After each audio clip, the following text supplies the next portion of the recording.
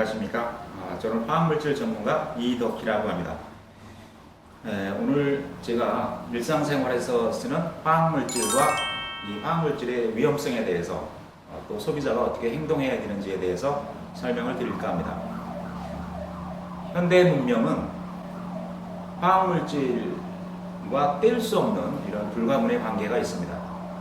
화학물질이 쓰이는 현대 문명을 잠깐 살펴보면 우리가 그 자동차를 봐도 자동차 안에 내장재가 있습니다. 또 자동차에 페인트가 칠해져 있는 걸 볼 수가 있고, 우리가 또 이 조명에서 가정에서 쓰는 이 조명을 보면 일반 분들이 잘 모르실 수 있는데 형광등 같은 경우는 수은이 들어가 있습니다. 형광등 하나당 10ml에서 20mg 정도의 소량의 수은이, 치명적인 수은이 쓰이고 있고, LED 등, 친환경적이라고 하는 이 LED 등에도 수많은 그 핵심적인 역할을 하는 화학물질이 들어가 있습니다.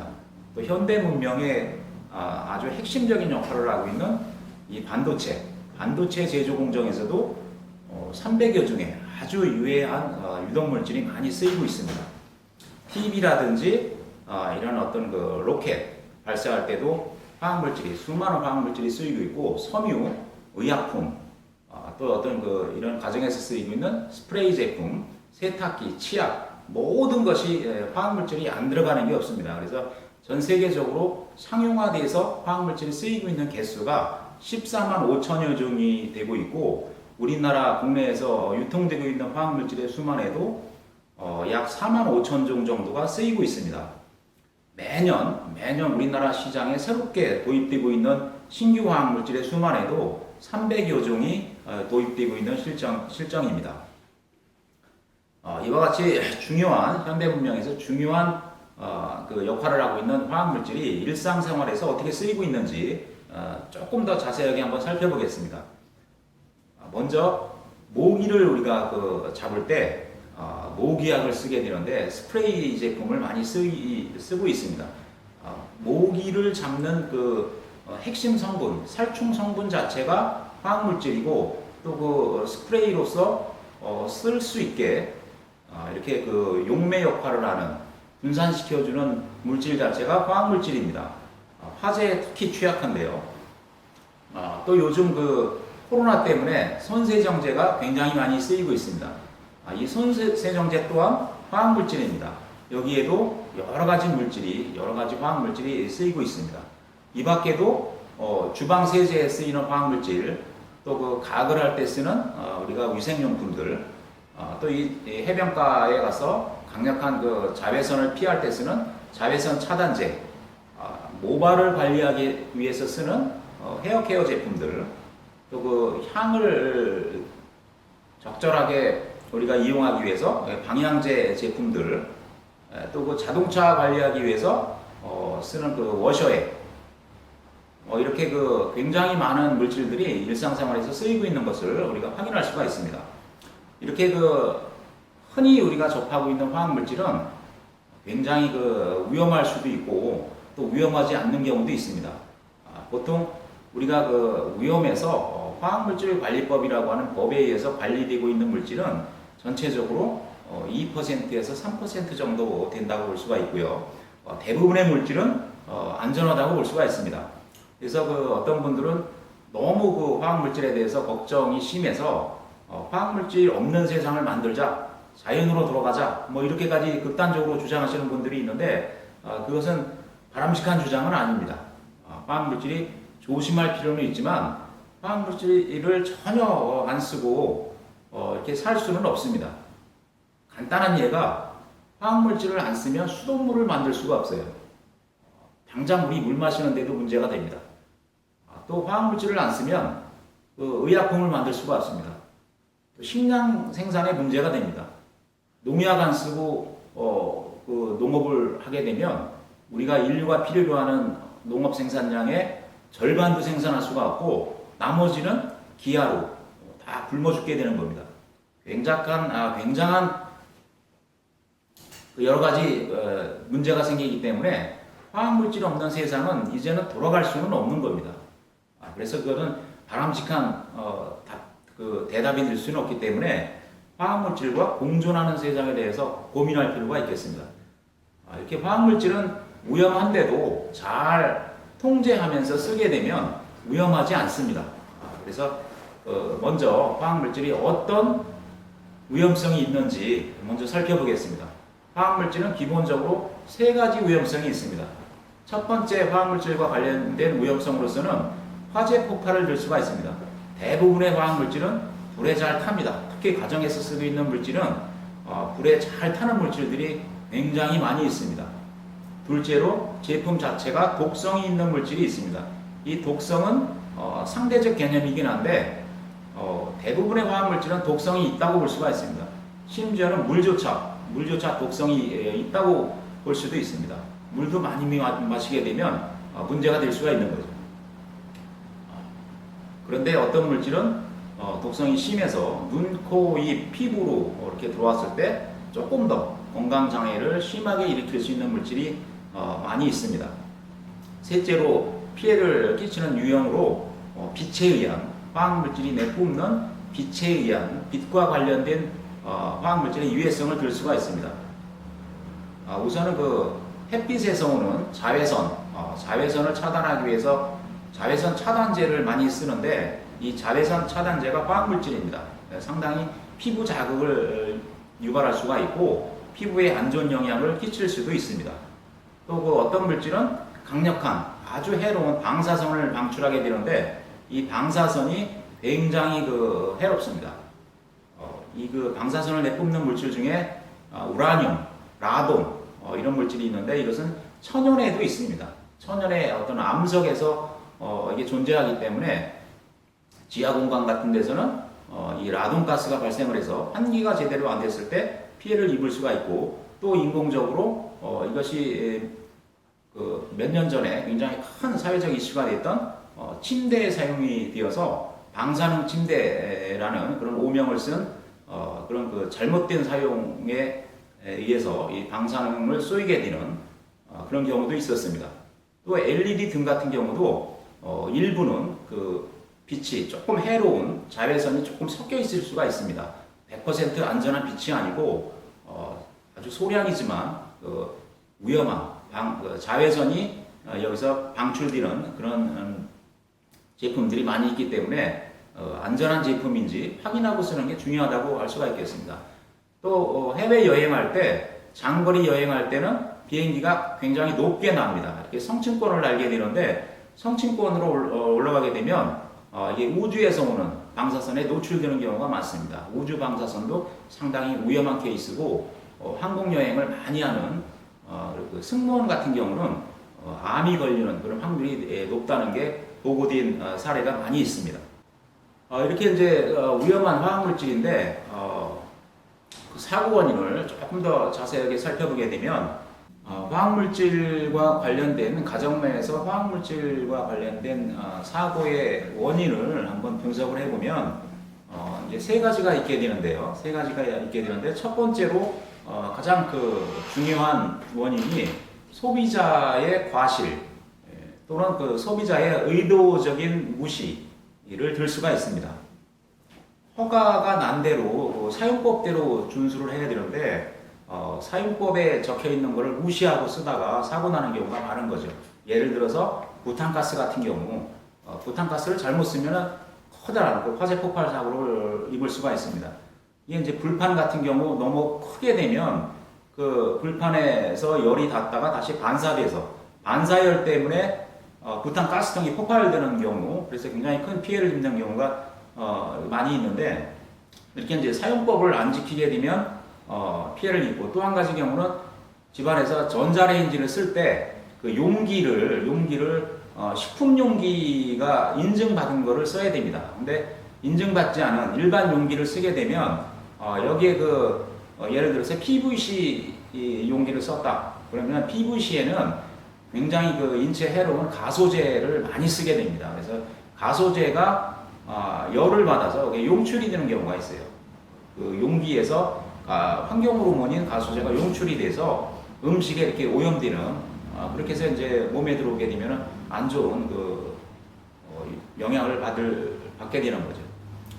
두 번째로는 생산자가 이 생산법에 관련해서 그 제조 과정에서 지켜야 될 법률이 여러 법률이 있습니다. 근데 이 생산자가 이 법률을 안 지켜서 또 표시의 의무, 안전 관련해서 표시의 의무를 다해야 되는데 이런 그 표시의 의무를 다하지 않아서 소비자가 모르기 때문에 이렇게 사고를 입는 경우가 많습니다. 예를 들어서 과산화수소수인 경우는 3% 이하로 일반 가정용 소독제로서 쓸 수가 있습니다. 근데 이게 만들 때 조금 퍼센트를 높여서 3% 이상으로 5%, 10% 예를 들어서 이렇게 고농도로 상품이 나오게 되면 피부에 굉장히 소독 이상의 상처를 줄 수 있는, 부식을 일으킬 수 있는 그런 위험한 농도로 유통이 되게 됩니다.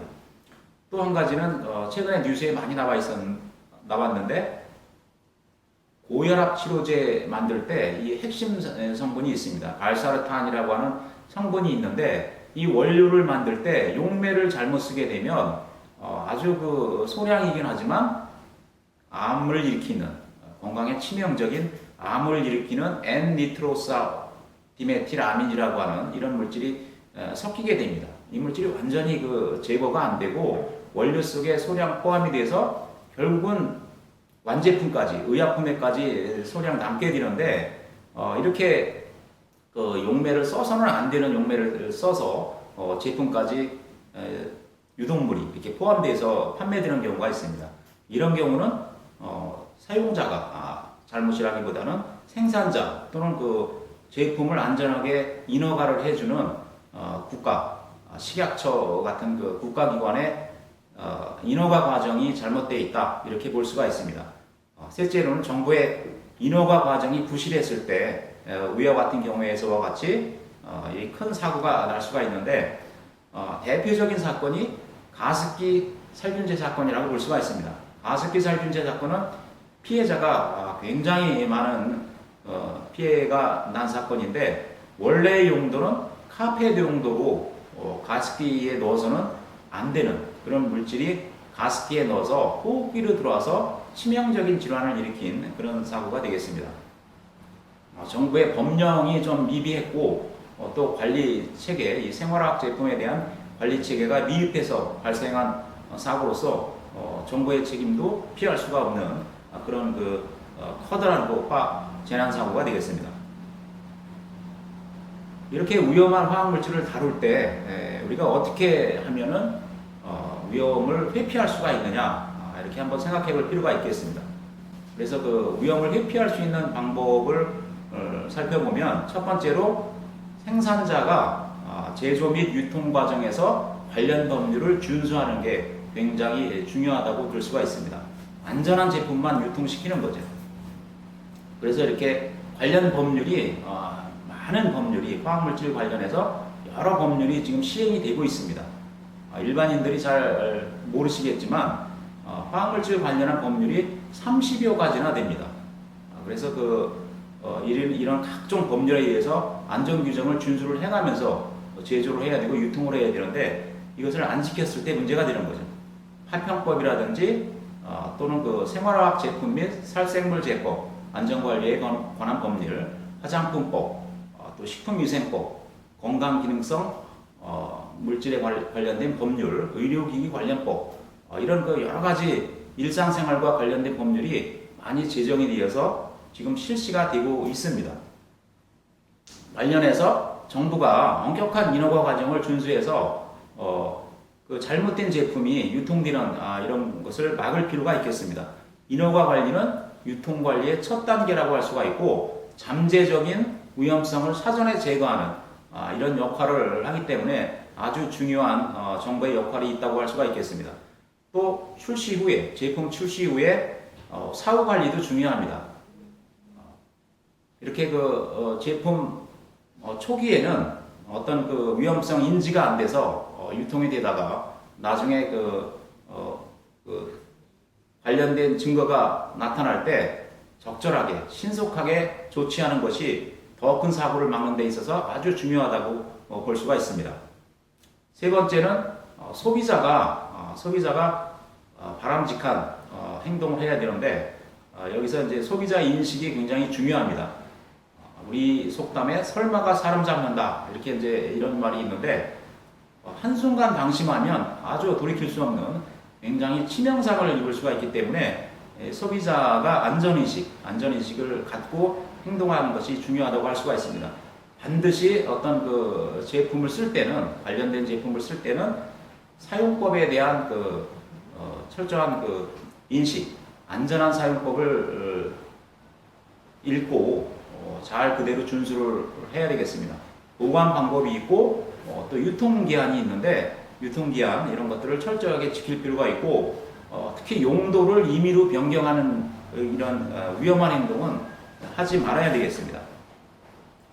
또한 소비자가 피해를 입었을 때 혼자 대응하기가 쉽지 않습니다. 그래서 소비자가 연대해서 피해에 대응하고 정부를 감시하고 또 생산자를 감시해서 이렇게 안전한 제품이 유통될 수 있는 압력단체로서의 역할도 중요하다고 할 수가 있겠습니다. 어린이 같은 경우 화학사고 난 사건을 분석을 해보면 5살 미만일 때가 어린이 사고의 90% 정도를 차지할 정도로 아주 중요합니다. 높은 비중을 차지하고 있는데 어린이는 표시에 위험성 표시를 해놔도 그거를 어린이가 읽고 지킬 수가 없습니다. 그래서 표시의 제도가 작동하지 않는 그런 계층이기 때문에 가정에서 어린이는 특별히 관리하지 않으면 자칫 잘못하면 어린이에 의한 큰 사고가 날 수가 있습니다. 또한 어린이는 입에 대서 입으로써 뭔가를 확인하려고 하는 기본적인 특성이 있기 때문에 위험한 물질을 방바닥 같은 데 놓게 되면 어린이 손에 닿으면 그게 입에 갖다 댐으로써 예를 들어서 바퀴벌레 약 같은 거를 어린이 손에 닿는 데 놓게 되면 입에다 갖다 대면서 확인하려고 할 때 어떤 유독한 물질이 인체에 들어와서 중독이 되는 그런 상황을 성인보다 훨씬 더 확률적으로 높게 이렇게 가져갈 수가 있습니다. 구체적인 화학사고 유형을 보면 접착제에 의한 사고, 또 살충제에 의한 사고, 표백제, 세정제, 방향제 이런 물질 부류가 높은 비중을 차지하는 것을 우리가 알 수가 있습니다. 화학물질 관련해서는 여러 가지 관련 법률이 있습니다. 대표적인 법률, 이렇게 관련 법률을 한번 나열을 한번 해봤습니다. 먼저 화학물질 평가 및 등록에 관한 법률. 이 법률은 우리나라 시장에 어떤 화학물질이 유통될 때 독성을 모르고서는 화학물질을 유통시키지 않겠다. 이런 정부의 강력한 정책에 의해서 모든 신규 물질이 시장에 유통되기 전에 독성 평가를 해서 동물을 이용한 이런 독성 평가를 해서 정부에 보고를 하고 정부에 보고를 하면 정부가 적정하게 독성에 따라서 분류를 합니다. 그래서 분류 기준에 따라서 분류를 해서 분류를 해놓으면 분류된 물질에 따라서 지켜야 되는 규정이 다 또 이렇게 정해져 있습니다. 각종 법률에 의해서 그 법률을 지키게 되면 우리가 안전하게 물질을 사용할 수가 있게 되는 거죠. 그래서 얼마 전에 가습기 살균제 사건이 터진 이후에 법률이 하나 만들어졌는데 그 법률이 살생물제 및 생활화학 제품 안전관리의 법률이 비교적 최근에 가습기 살균제 사건 이후에 하나 만들어졌습니다. 이런 법률은 전에는 가습기 살균제 사건 이후에는 유해화학물질 관리법 또는 그 전에는 독극물법 이런 관련 법률에 의해서 관리가 됐었는데 충분하지 않았던 거죠. 충분하지 않아서 법률이 보완돼서 새로운 법률이 실시가 되고 있습니다. 이 외에도 약사법, 화장품법, 식품위생법, 방사능안전관리법, 비료법, 사료법 여러 가지 관련 법률이 제정이 돼서 시행이 되고 있기 때문에 이러한 관련 법률들을 잘 준수를 하면 안전을 확보할 수가 있습니다. 관련 법률을 잘 준수해서 안전을 확보를 해야 되겠습니다. 화학물질이 일부 위험한 물질이 있는데 이 위험한 물질을 어떻게 표시를 하는지 표시 방법에 대해서 우리가 알 필요가 있습니다. 세 가지 관점에서 말씀을 드렸는데 화재 폭발에 대해서 어떻게 표시하는지 이것은 이제 인화성이라는 용어를 씁니다. 인화성이라는 용어를 쓰고 인화성 등급을 매겨서 우리가 화재 폭발 위험성을 표시를 하고 있고요. 또 한 가지는 압력. 압력이 높으면 위험하죠. 폭발할 가능성이 많습니다. 그래서 압력과 또 폭발 한계라고 하는 용어를 써서 폭발 한계라고 하는 것은 어떤 그 가연성 물질이 공기 중에 산소와의 비율을 얘기하는데 일정 비율 안에 들어오게 되면 폭발할 수 있는 그런 그 물질에 따라서 정해진 비율이 있습니다. 그래서 그 비율을 가지고 우리가 위험성을 얼마나 위험한지 알 수가 있습니다. 또 그 독성 관련해서는 눈, 코, 이 피부를 통해서 우리가 이제 독성 물질이 들어오게 돼서 독성 물질의 작용을 받게 되는데 그 어떤 경로를 통해서 물질이 들어오느냐에 따라서 표현 방법이 조금 틀려집니다. 일단 흡입 독성, 이렇게 접촉 독성, 크게는 두 가지로 나눌 수가 있고 흡입 독성 같은 경우는 경구 독성, 입으로 들어왔을 때, 또 이렇게 이제 폐로 들어왔을 때, 호흡기를 통해서 들어왔을 때 이렇게 이제 나눠지는데 입으로 들어왔을 때 독성을 경구 독성이라고 합니다. 경구 독성. 그래서 영어로 레살 도즈 50이라고 하는 용어를 씁니다. 이것은 반수 치사량이라고 하는 용어인데 실험 대상의 절반이 죽는 그런 그 양이 되겠습니다. 그래서 반수 치사량 수치가 낮을수록 이 수치가 낮을수록이 독성이 세다 이렇게 볼 수가 있고 또 비슷한 그 개념으로서 흡입 독성 LC50이라고 하는 용어를 쓰는데 이것은 Lessar Concentration 무게로서 측정하기 어려운 그런 경우 공기라든지 어떤 그 물에 오염되어 있을 때 강도를 동물의 그 강도를 얘기할 때 농도로서 표시할 필요가 있을 때 LC50이라고 하는 용어를 씁니다. 이것도 실험 대상의 개체가 50%의 개체가 죽는 그런 농도가 되겠습니다. 또 피부 독성이라는 게 있고 시각 독성 이런 용어를 써서 우리가 표시를 합니다.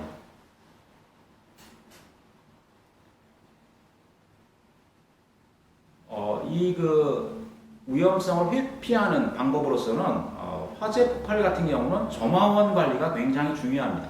화재가 일어나기에 필요한 조건은 세 가지가 있습니다. 일단 불에 탈 수 있는 물질이 있어야 되고 또 한 가지는 산소가 있어야 됩니다.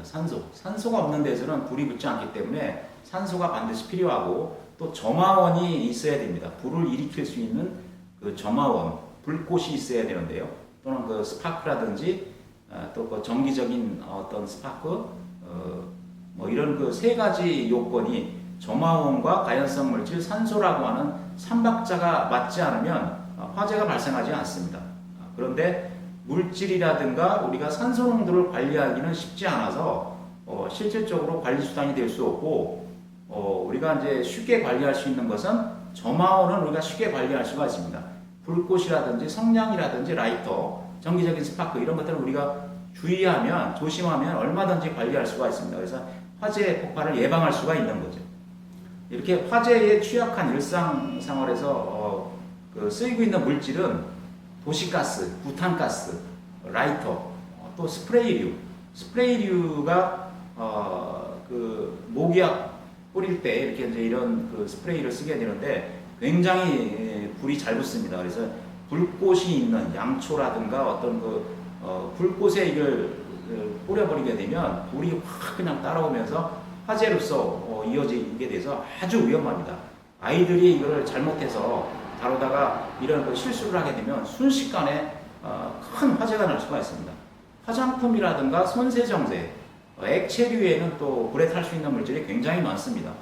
페인트라든지 가정에서 쓰는 토너류 이런 것도 굉장히 불에 잘 타고 일반 건축 자재, 문이라든지 벽지라든지 다 불에 타는 거고 침구류, 이불이라든지 이런 또 옷, 가전제품도 화재가 많이 발생하고 있습니다. 가전제품 같은 경우는 먼지가 쌓였을 때 이게 먼지에 의해서 전기 스파크가 나고 그 스파크가 먼지에 불이 붙어서 또 그 피복 전선에 불이 붙는 경우가 많습니다. 특히 냉장고 같은 경우 오랫동안 이렇게 구석에다가 놓게 되면 청소가 안 돼서 먼지가 두껍게 쌓이는 경우가 많습니다. 그래서 한 10년 정도 청소를 안 한 냉장고는 먼지가 아주 두꺼워서 또는 에어컨 같이 실외기에 먼지가 많이 이렇게 쌓이게 되면 거기에서 열이 발생하면서 불이 나는 경우가 종종 있습니다. 청소가 상당히 중요하다고 할 수가 있겠습니다. 화재가 나는 경우가 또 한 가지 경우는 이 자동차 같은데 물건을 잘못 놓고 내리시는 경우 화재가 날 수가 있습니다. 라이터라든지 부탄가스 이렇게 이제 이렇게 자동차 안이 온도가 여름철 같은 경우는 굉장히 높이 올라갈 수가 있는데 인화성 물질을 이렇게 자동차 안에 깜빡 잊고 내리게 되면 햇볕이 잘 쪼이는 데서는 온도가 70도, 80도까지 굉장히 뜨겁게 올라갑니다. 그럼 그 고온에 의해서 압력이 올라가면서 경우에 따라서는 터질 수가 있고 또 불이 붙는 경우가 있어서 이런 물질을 자동차 안에 놓지 않고 보관하지 않는 게 중요한 사고 예방 방법이 되겠습니다. 그 관련 안전 규정도 잘 읽어서 잘 지켜야 되겠고 기본적으로는 정품을 사용하는 게 중요하다고 할 수가 있습니다. 또 폐기할 때도 관련 안전 규정을 잘 지켜서 이렇게 폐기해야만이 우리가 그 사고를 안 당할 수가 있겠습니다. 위험성을 표시하는 그런 그 방법이 있는데 몇 가지 독성 물질을 어떻게 우리가 위험성을 알리는지 그 방법에 대해서 조금 알아보겠습니다. 경구독성 같은 경우 입으로 화학물질이 들어왔을 때 어떤 독성을 나타나게 되는데 그 정도를 표시하는 것을 경구독성 LD50라고 하는 말로 우리가 수치적으로 표시를 해줍니다. LD50, LD50으로 표시하는 것은 의미는 그렇습니다. 의미는 실험 개체수의 50%가 죽는 그 양으로서 이렇게 정의가 되어 있습니다. 그래서 그 50%, 집단의 50%가 죽는 양이기 때문에 이 수치가 낮을수록 이 독성이 세다. 우리가 이렇게 볼 수 있고, 무게로서 표시할 수 없는 공기의 그 오염된 정도, 또 물의 그 오염된 정도로 표시할 때는 농도로 표시하는 게 우리가 훨씬 편합니다. 그래서 이것을 그 LC50, Lessor Concentration이라고 하는 용어로 LD50와 비슷한 개념의 그 용어를 대체 용어를 쓰게 되는데 이것은 농도로 표시된 독성의 강도를 얘기한다 이렇게 보시면 되겠습니다. 그래서 이것도 마찬가지로 실험 개체수의 50%가 죽는 그런 그 농도가 되겠습니다. 이렇게 이제 독성 물질이 몸속에 들어왔을 때 세 가지 주요 경로가 있는데 입으로 들어왔을 때 독성을 띠게 되는 경우, 또 호흡기를 통해서 들어오는 경우, 접촉을 통해서 피부나 점막의 접촉을 통해서 독성을 나타낼 수가 있습니다. 독성의 그 발현은 어떤 경로를 통해서 들어오느냐에 따라서 독성이 달라지게 됩니다.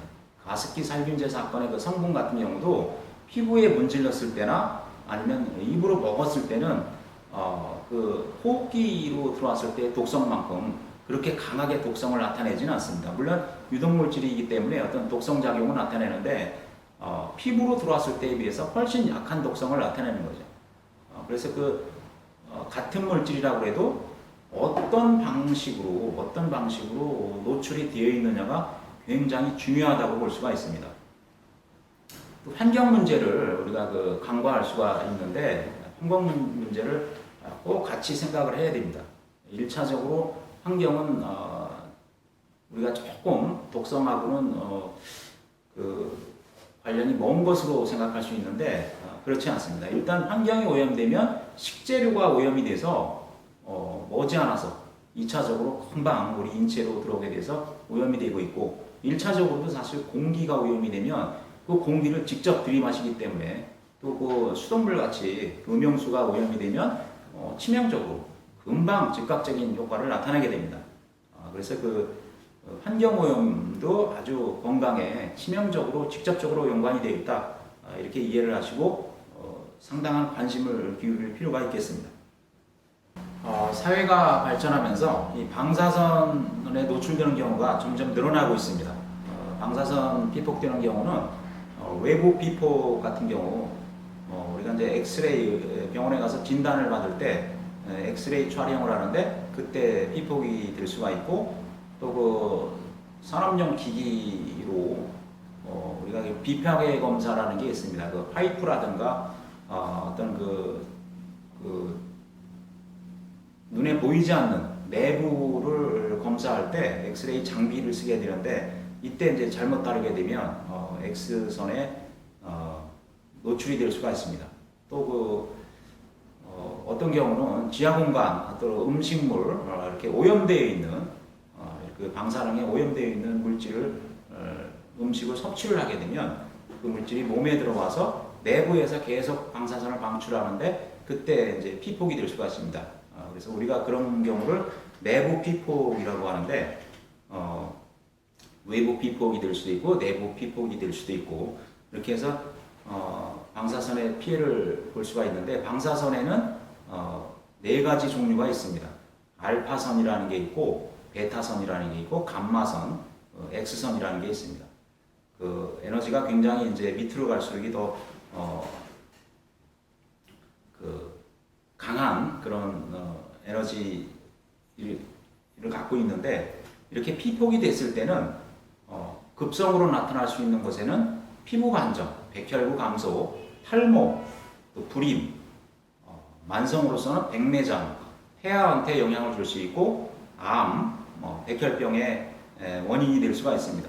유전적인 영향으로는 대사 이상, 연골의 이상을 줄 수가 있고 이 방사선의 위험성을 정량적으로 표시하는 것은 시버트라고 하는 단위를 써서 우리가 표시할 수가 있습니다. 근데 시버트라고 하는 단위는 상당히 큰 양입니다. 굉장히 큰 양이고 1시버트 정도만 우리가 피폭이 돼도 구역질이 나고 구토, 또 임파구가 현저히 감소하는 건강에 상당히 안 좋은 정도로 우리가 나쁜 영향을 끼치게 됩니다. 자연적으로는 우리가 이제 1000분의 1의 그 의미를 나타내는 밀리시버트라고 하는 단위를 쓰게 되는데 연간 자연에서 우리가 피폭되는 피폭량이 3밀리시버트로 되어 있습니다. 3밀리시버트는 우리가 어쩔 수 없이 살아가면서 자연의 그 토양에 있는 암석에 있는 또는 우주에서 오는 그 방사선에 노출될 수밖에 없는데 이것보다 이제 월등히 높은 수준으로 노출이 되게 되면 상당히 그 몸에 이상이 초래될 수가 있습니다. 그래서 이것을 회피하는 방법은 지하 공간 같은 데서는 라돈 가스가 축적이 될 수가 있습니다. 암석에서 자연적으로 분해되기 때문에 그래서 발생이 되는 거기 때문에 환기 이외에는 방법이 없습니다.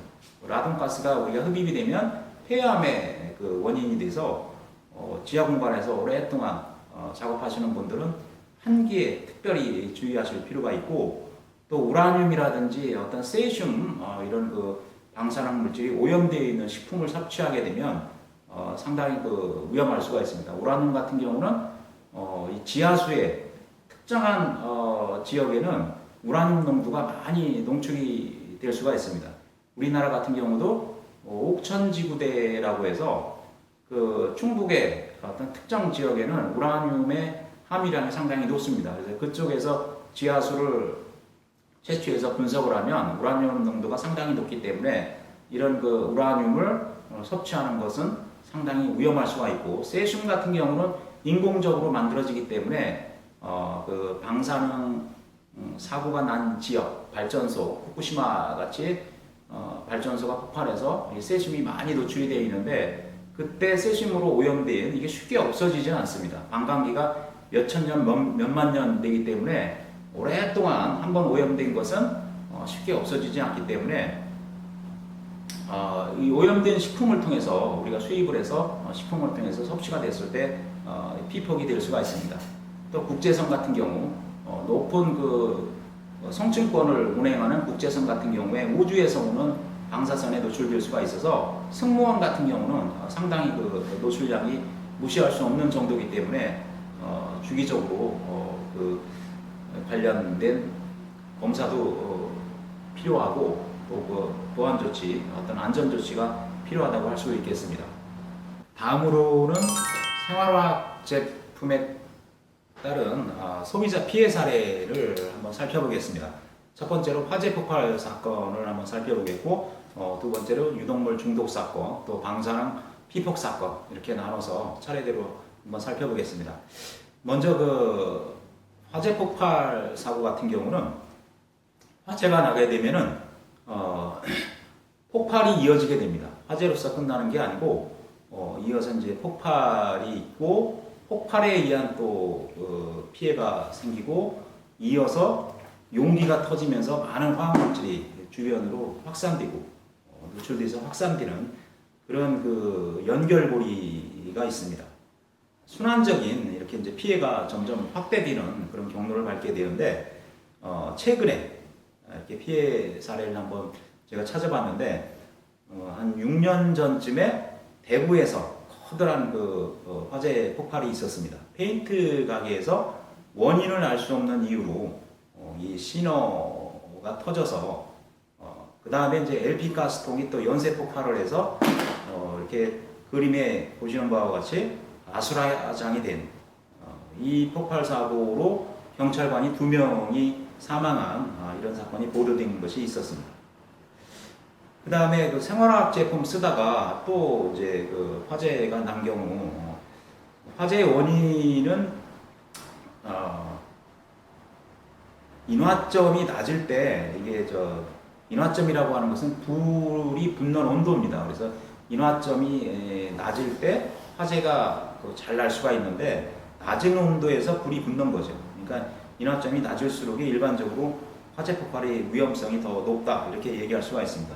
근데 우리가 쓰고 있는 그 일상생활에서 흔히 쓰는 물질 중에서 손톱 관리, 발톱 관리 이럴 때 쓸 수 있는 그 쓰는 리무버 제품이 굉장히 낮습니다. 영하 18도씨에서도 불이 붙는 이런 성질이 있고 매니큐어에 들어가는 건 10도 이상에서 불이 붙고 향수 제품도 굉장히 불이 잘 붙습니다. 그래서 불꽃이 이렇게 닿게 되면 불이 확 붙는 거죠. 디퓨저 같은 경우도 17도 이상에서는 언제든지 불이 붙을 수 있고 요즘 많이 쓰고 있는 손소독제도 20도만 되면 불이 붙을 수가 있습니다. 그래서 아주 화재에 취약하다고 볼 수 있고 이런 그 화재에 취약한 물질이 2018년도 소방재난본부 서울시 소방재난본부에서 조사한 거로 보면 604종 이 중에서 311종이 인화성이 있고 발화성이 확인된 이런 사례가 있습니다. 그래서 아주 그 40도 이하 제품, 인화점이 40도 이하인 제품이 굉장히 고위험군으로 볼 수가 있는데 이 중에서 화장품이 차지하는 비중이 37% 정도가 되고 방향제가 차지하는 비율이 28% 정도가 됩니다. 이 라면 끓여 먹다가 사고 나서 우리가 피해를 입은 경우 얼마 전에 보도가 됐었고요. 인천시에서 그런 그 안타까운 사고가 있었고 2017년도에는 광주광역시에서도 라면 끓여 먹다가 잠이 들어가지고 어린이가 3명이 사망하고 어른 1명이 화상을 입는 그런 사고가 있었습니다. 이 화재가 나게 되면 그 자체 화재의 원인이 된 물질의 그 자체에 의한 독성 피해도 있지만 또 화재 피해도 있지만 그 화재 후에 발생하게 되는 독성가스 굉장히 많은 유독가스가 발생을 하는데 이 유독가스에 의한 그 2차 사고도 굉장히 그 심각한 문제가 될 수가 있습니다. 나중에 수습 과정에서도 이 물질이 완전히 제거되지 않으면 나중에 그 건강장애를 입을 가능성이 굉장히 많습니다. 일단 화재가 나게 되면 물질이 가만히 있는 게 아니고 물질 간의 반응이 일어납니다. 그래서 위험한 발암성 물질, 악취를 유발하는 물질 이런 것들이 수천 가지 수많은 가지 물질이 생성이 되기 때문에 일단 끓음 피해를 입은 것들은 전부 다 버릴 수밖에 없는 피해가 굉장히 커지게 됩니다. 두 번째로는 독성 물질에 의한 중독 사고를 살펴보겠습니다. 그 독성 물질은 우리가 이제 일단 몸에 안 들어오게 하는 접촉이 안 되게 해야 되고 입으로 또는 그 호흡기로 안 들어오게 하는 게 중요한데 식품으로 우리가 이제 쉽게 들어올 수가 있습니다. 식품으로. 그래서 그 식품에 의한 중독 가능성이 얼마 전에 뉴스에 보도가 돼서 크게 문제가 됐던 적이 있습니다. 그게 살충제 계란 사건인데 계란 속에 유독한 물질이 포함이 되어 있었죠. 또 경우에 따라서는 식수가 오염이 되면 식수를 통해서 굉장히 또 그 중독을 일으킬 수가 있습니다.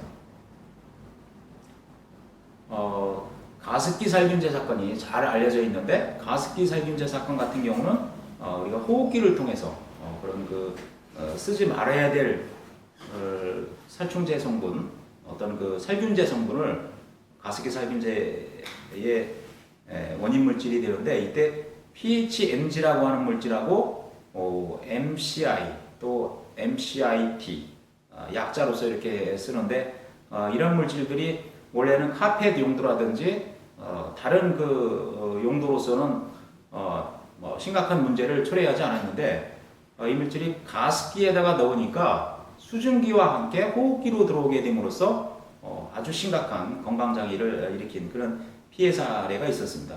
이 경로가 다를 때는 독성이 5분의 1에서 10분의 1밖에 안 되는 비교적 나름대로 안전관리 규정을 지켰을 때는 심각한 장애를 초래하지 않는데 호흡기를 통해서 들어왔기 때문에 아주 심각하게 피해가 난 겁니다.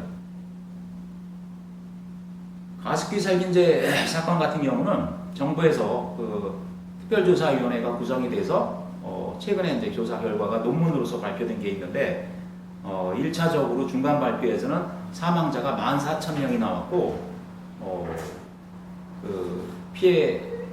건강 피해를 입은 전체 피해 인원수는 수십만 명 이렇게 조사가 되어 있었는데 아주 최근에 구체적으로 최종적인 보고 결과서가 나왔습니다. 그 결과를 보게 되면 사망자가 2만여 명, 또 중독된 독성 피해를 입은 전체 인구는 100만 명에 가까운 100만 명 전후 되는 피해 입은 숫자가 있다 이렇게 보고가 되었습니다. 이 규모는 인도에서 사상 최악의 화학사고라고 알려져 있는 1984년도에 인도 보팔시에서 일어난 화학사고. 이게 미국의 농약 만드는 회사에서 40톤짜리 탱크가 파열되면서 일어난 사고인데 하룻밤 사이에 사고로서 2만 5천 명에서 4만 명 정도의 사망사고가 난 세계 최악의 화학사고입니다. 여기에 버금가는 아주 좋지 않은 사고가 우리나라에서 일어났습니다. 또 식수에서 오염된 사고가 여러 사건이 있었는데요. 국내외적으로 여러 사건이 있었습니다. 그래서 예전에 이것도 뉴스에 많이 나왔었는데 90년대에 낙동강이 페놀로 오염돼서 크게 한번 뉴스에 보도된 적이 있었고 스위스에서는 레마노의 오염 사건 50년대 오래된 사건이지만 여기서 악취 발생이 됐었는데 원인 조사를 해보니까 합성세제가 생활하수가 흘러들어가서 합성세제가 원인이라는 것이 밝혀진 적이 있었습니다. 또 체코슬로바키아에서는 50년대 이때 고농도 질소가 함유된 이런 식수가 가정 내 공급이 돼서 빈혈성 성장 발육이 되고 사망 사고가 일어난 이런 사건이 있었습니다. 미국에서도 제임스강 오염 사건이라고 1975년도에 살충제가 유입된 사건이 있었고 굉장히 긴 구간 160km에 걸친 긴 구간에서 취식이 금지되었던 적이 있었습니다.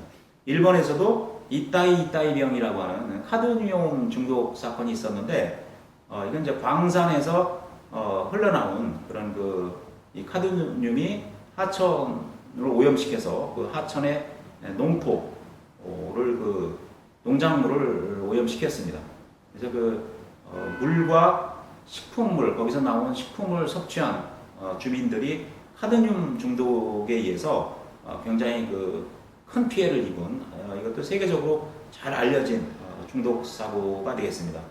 또 미나타마병이라고 수은 중독에 의한 사건이 굉장히 크게 보도가 됐었는데 이건 이제 제철소에서 나온 폐수가 바닷가로 흘러들면서 조개류를 해산물을 오염시켰고 그 해산물을 섭취해서 주민들이 수은에 중독이 되는 그런 아주 굉장히 커다란 사회적 문제를 일으킨 그런 사건이 되겠습니다. 세 번째로는 방사선 오염에 의한 그런 가능성을 들 수가 있는데 방사능에 오염된 식품을 섭취를 하게 되면 굉장히 내폭이 되면서 심각한 건강 질환을 일으킬 수가 있습니다.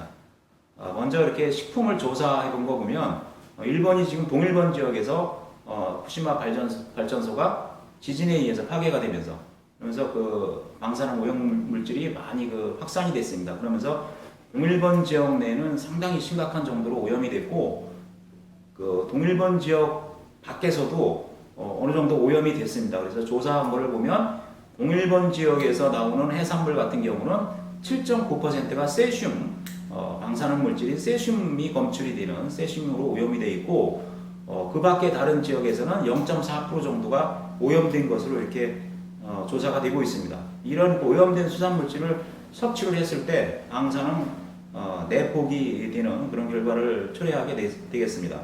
그래서 현명한 소비자라고 하면 방사능 오염된 것을 섭취를 안 하는 게 현명한 소비자 행동이 되겠고 국가에서는 이런 것을 금지시킬 그런 필요성이 있겠습니다.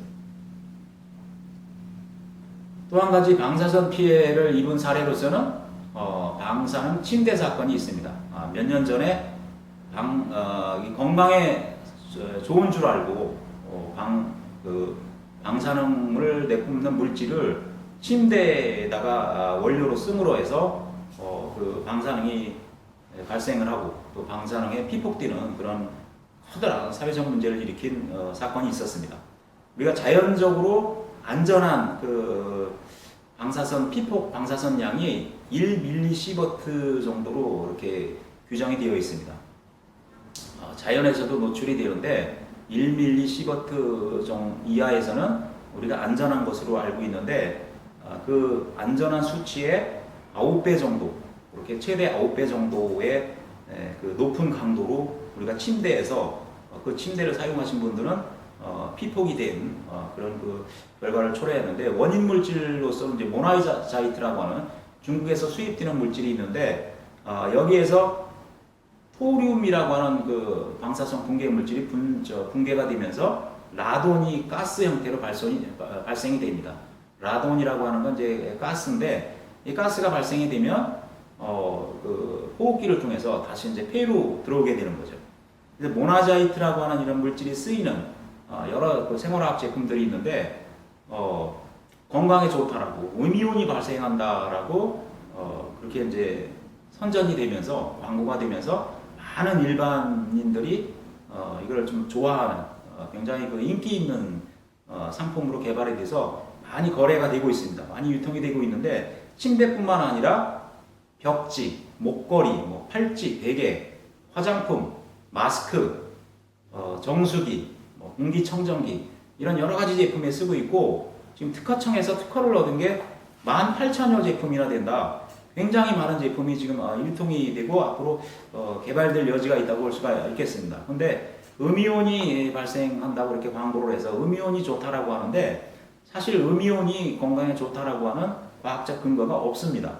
그럼에도 불구하고 일반 소비자들이 잘못 착각을 하는 거죠. 상술에 넘어가서 음이온이 좋다는 근거 없는 광고에 넘어가서 이런 제품에 현혹돼서 많이 사용하게 되는데 오히려 건강 피해를 입을 수 있는 굉장히 위험한 행동이 되겠습니다. 그래서 이렇게 근거 없는 미신을 믿는 이런 행동이 오히려 건강을 위협하는 아주 위험한 행동이 될 수 있다는 것을 알고 이런 물질이 들어있는 것은 오히려 사용하지 않는 게 사실 건강을 지키는 겁니다. 화학물질을 안전하게 우리가 취급하기 위해서 30여 개의 법률이 제정이 되어 있고 지금 가동이 되고 있습니다. 법적인 장치들이 다 운영 중에 있는데 이 법률들이 제대로 작동이 되는지 소비자가 관심을 갖고 정부를 감시하고 또 생산자를 감시하는 활동이 안전을 높이는데 굉장히 크게 영향을 미칠 수가 있습니다. 생활 화학용품 속에는 과연 어떤 화학물질들이 들어있을까? 하루 3번 식사 후에 양치질을 하기 위해서 우리가 사용하는 치약에도 화학물질이 포함되어 있다. 항균 작용을 하는 화학물질 트리클로산이 바로 그것이다.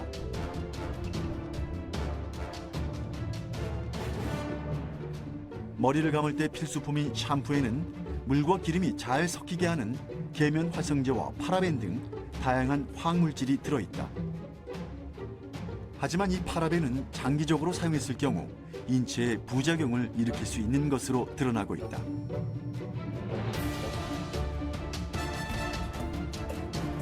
여성들이 매일 쓰는 화장품은 사실상 탄소 화합물의 결정체다. 과거 매니큐어의 색이 오래갈 수 있도록 첨가하는 프탈레이트라는 화학물질은 발림성을 좋게 하지만 체내 호르몬 생산을 방해해서 장기 발달과 기능을 방해하는 부작용이 있다.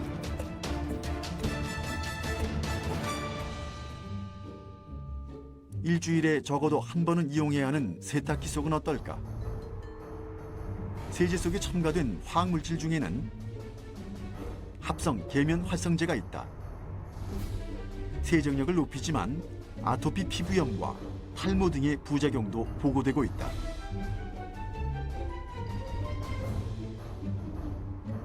가습기 살균제부터 탈취제에 이르기까지 대체 얼마나 많은 화학물질들이 우리를 둘러싸고 있는 걸까?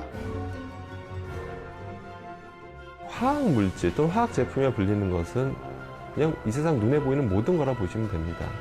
천연으로 자연으로 존재하는 거 아니면 눈에 보이는 건 다 인공적으로 만든 건데요. 대다수는 다 그냥 최소 단위는 화학 원소이기 때문에 다 어떻게 보면 다 화학물질이라 보시면 되겠습니다. 그래서 현재까지 제품화돼서 나와 있는 게 약 1,200만 종 정도 되고요. 뿐만 아니라 매년 한 2,000종 정도가 새로 개발돼서 상품화돼서 나오고 있는 실정입니다.